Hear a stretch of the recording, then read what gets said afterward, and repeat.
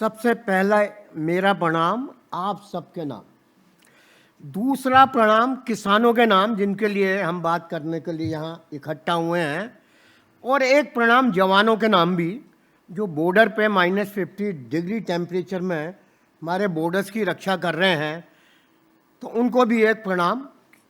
क्यों? क्योंकि आज हमारा पेट भरा हमारे किसानों की वजह से और हम सुरक्षित हैं जवानों की वजह से। तो आज मंच पे आसीन doctor Praveen Kumar Singh ji, commissioner agriculture, अर्चना सिन्हा जी, सेक्रेटरी CIBRC, त्रिपाठी साहब भी बैठे हमारे बीच।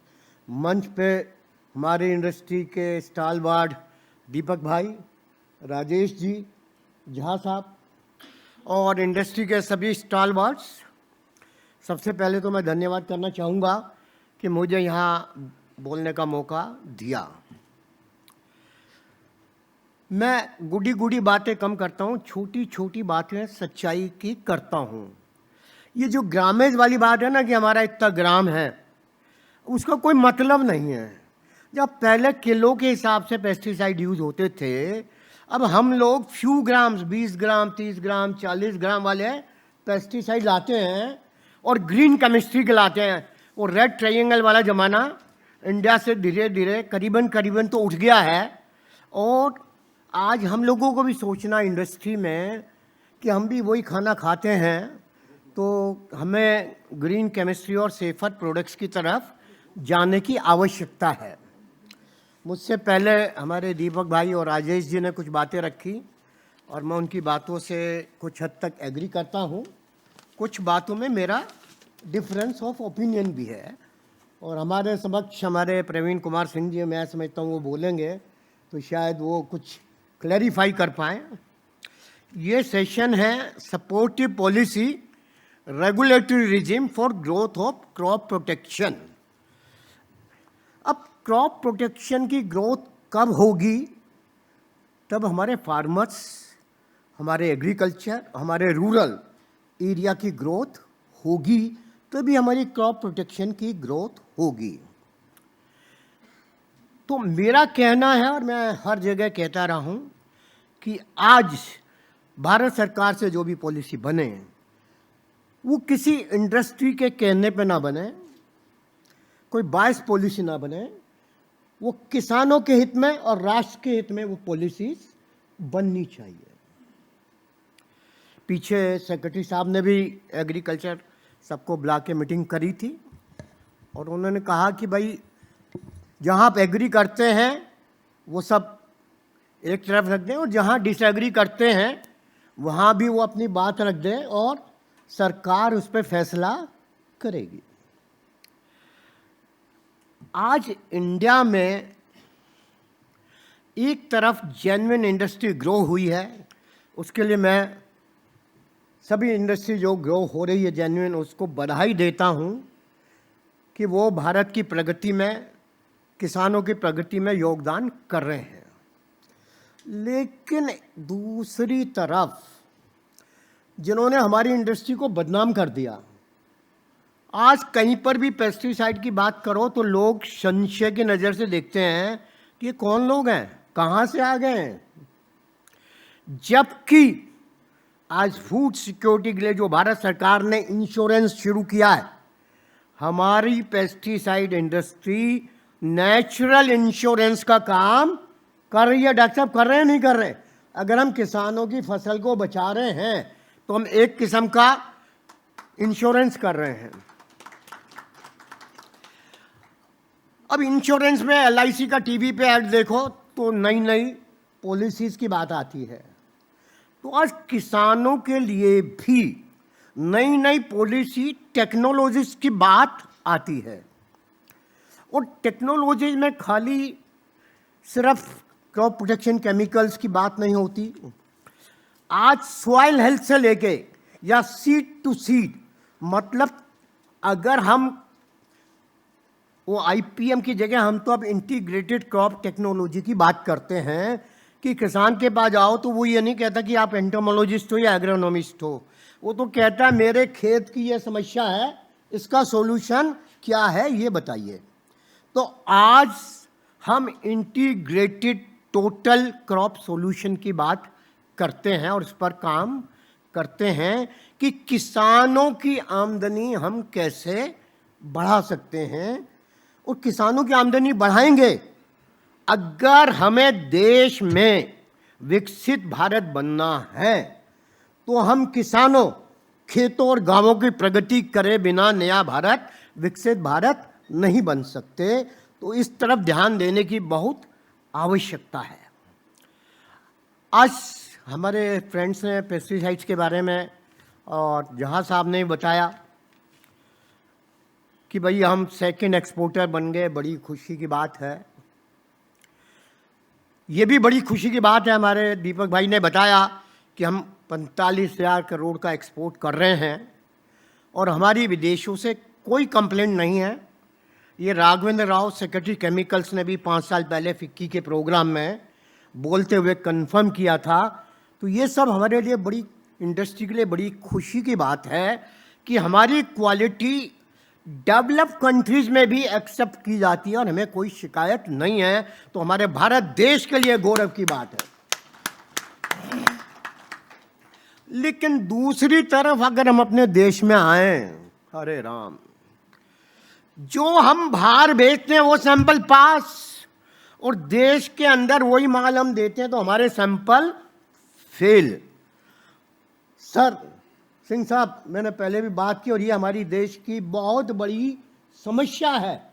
जिन लेबोरेटरी में इंस्ट्रूमेंट नहीं, रेफरेंस स्टैंडर्ड नहीं, एजुकेटेड मैन पावर नहीं, वहाँ सैंपल हमारे टेस्ट होते हैं और पास और फेल होते हैं। और जब अच्छी कंपनियों के सैंपल रेफर किए जाते हैं तो वो पास पाए जाते हैं। इंसेक्टिसाइड एक्ट का सेक्शन 16 कहता है कि भाई प्राइवेट लैब को भी आप CIL की तरह ऑपरेट करने के लिए अलाउ करिए। और विश्व में जाइए, डेवलप कंट्रीज में 8-10 लेबोरेटरियाँ हैं। अगर डिस्प्यूट है, अगर हमारा आपस में डिस्प्यूट होता है तो हम जॉइंट एनालिसिस करके जो रिपोर्ट होती है उसको एक्सेप्ट कर लेते हैं। अब यहाँ पर गवर्नमेंट में एक लेबोरेटरी CIL, अब मोनोपोली। स्टेट में बहुत सारी लैब हैं, एक एक कंपनी के अगर हम देखें तो 50-50 हज़ार सैंपल टेस्ट हो गए अच्छी कंपनियों के, और बार बार उन्हीं कंपनियों के सैंपल हमारे इंस्पेक्टर भाई जाते हैं और उन्हीं कंपनियों के सैंपल ले आते हैं। मेरे पास RTI में बहुत सारी स्टेट्स का सैंपलिंग का डाटा है। तेलंगाना का सैंपलिंग डाटा देखें तो 50% सैंपलिंग सिर्फ 8 कंपनियों की है। हम क्या कर रहे हैं? इंसेक्टिसाइड एक्ट का मजाक उड़ा रहे हैं क्या? इंसेक्टिसाइड एक्ट भारत सरकार ने इसके लिए बनाया कि इंस्पेक्टर्स उसका मजाक उड़ाए। इंडस्ट्री का सैंपल आधा % से फेल हो जाए तो कोर्ट में खड़ा कर दिया जाता है और ये इंस्पेक्टर लोग अपनी मन मर्जी करते हैं। 46 स्टैंडिंग कमेटी ने रिकमेंडेशन दी थी कि अगर कोई इंस्पेक्टर या एनालिस्ट वेक्सेशियस एक्शन से कोई काम करता है तो उसके ऊपर भी फाइन होना चाहिए, उसकी भी जिम्मेदारी होनी चाहिए। आज वन वे ट्रैफिक नहीं चल सकता, या चल सकता है बोथ वे ट्रैफिक अगर हमें डेवलप करना है। अगर हमें हम यहाँ पे इकट्ठे हुए हैं रेगुलेटरीज्म पे बात करनी है, सपोर्टिव पॉलिसी के लिए। और मैं धन्यवाद करता हूँ भारत सरकार का कि उन्होंने IPMS पे काम किया और वो जल्दी इसको लॉन्च करने का प्रोग्राम बना रहे हैं। तो उससे जो हमारी समस्या है IPMS में रजिस्ट्रेशन की, वो काफ़ी हद तक शायद दूर हो। इसी तरह जो क्वालिटी की सिस्टम की समस्या है, सेक्रेटरी साहब से निवेदन किया था, उन्होंने कहा हम लेबोरेटरीज को पैसा दे रहे हैं। FSSAI में प्रोविजन है कि कोई भी लेबोरेटरी अगर वो NABL एक्रीडेटेड नहीं है तो वो कोई सैंपल फूड का टेस्ट नहीं कर सकती। Why not in pesticide also? भाई पेस्टिसाइड ही तो फूड में आता है? तो आज अगर पेस्टिसाइड ही टेस्ट सही नहीं होगा तो FSSAI क्या करेगी? तो इसकी तरफ भी बहुत ध्यान देने की आवश्यकता है। और अब एम्बेसडर गाड़ियों का ज़माना है, तो एम्बेसडर गाड़ी दिखती है? नहीं दिखती है। तो मेरा एम्बेसडर से मतलब है कि हमें स्पीड बढ़ाने की आवश्यकता है, क्योंकि जो हमारे प्रधानमंत्री जी का विजन है 2047 तक विकसित भारत बनने का, और इंडिया में ये कैपेसिटी है, कैपेबिलिटी है, हम ये कर सकते हैं। अभी प्रधानमंत्री जी ने भी परसों भी कहा था कि think out of the box. Think out of the box अगर हम करें तो क्या नहीं कर सकते हैं। अटल बिहारी वाजपेयी जी ने कहा था,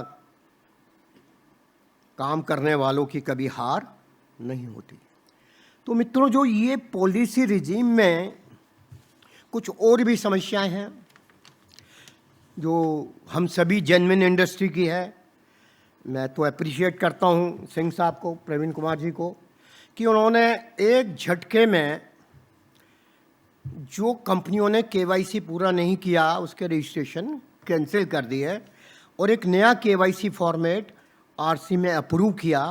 मैं समझता हूं कि उसका क्रियान्वयन हो जल्दी से जल्दी, तो इस इंडस्ट्री में जो और गंदे लोग हैं वो इस इंडस्ट्री से सफाया हो और इस इंडस्ट्री में रेस्पॉन्सिबल और जेन्युइन प्लेयर, उन सबका स्वागत है, चाहे नए हैं चाहे पुराने हैं, उन सबका स्वागत है। लेकिन जो गंदगी हमारे नाम को बदनाम करती है, आज भी मार्केट में चले जाइए, इंटीरियर में, गांवों में क्या हाल है, क्या पेस्टिसाइड बिक रहे हैं। 50, 60, 70% तो गांव में ऐसे पेस्टिसाइड बिकते हैं कि जिनका आपने कभी नाम भी नहीं सुना हो। जो भारत सरकार ने पेस्टिसाइड 5, 7, 10 साल पहले बैन कर दिए सिंह साहब, वो भी आज मार्केट में बिकते हुए मिलते हैं। मुझे समझ नहीं आता कि उनका टेक्निकल कहाँ से आता है, कैसे वो बिकते हैं, क्या बिकते हैं, उसमें क्या है और किसान को क्या मिलता है।